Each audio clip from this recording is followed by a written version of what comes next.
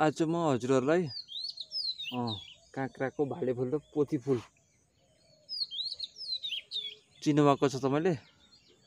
म आज भाले फुल र पोथी फुल, काँक्राको भाले फुल र पोथी फुल चिनाउन गएको छु है।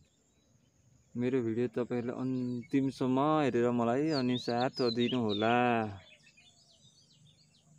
हेर्नुस्, काँक्रा फल्दै छन्, फुल्दै छन् है। हेर्नुस्, म काँक्रा बारीमा छु। यो मेरो काँक्राको अवस्था यस्तो छ। हेर्नुस्, ट्याक्क काँक्रा फल्दै छन् अनि फुल्दै छन्।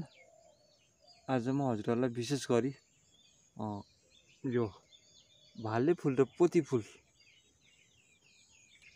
चिनाउन गएको छु। कानमा पानी परो। हेर्नुस् है, मेरो यो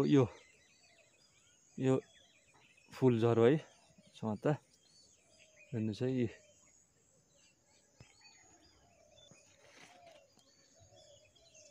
यो देख्नुभयो? ल हेर्नुस्, यी फुल्न लागेको छ है यहाँ है।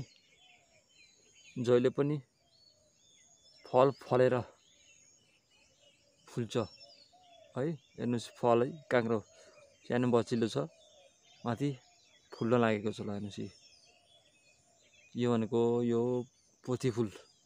ल हेर्नुस्, यो पोथी फुल फलेर फुल्छ। यो पोथी फुल, यो हेर्नुस्, यी पहिले फुल्छ। ल हेर्नुस्, यो भनेको भाले फुल हो। यसरी हामीले चिन्न सकिन्छ।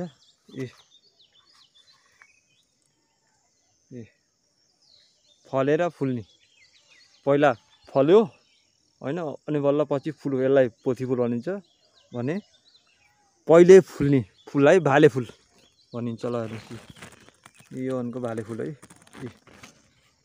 यो पहिले फुलेको छ है। यसरी हामीले चिन्न सकिन्छ। यो काँक्रा खेतीमा, काँक्रा अरु सबै खेतीमा यो एकदम परागजेसन हुनुपर्छ। हेर्नुस्, परागजेसन केले गराउँछ भन्दा हावा र मौरी पुतली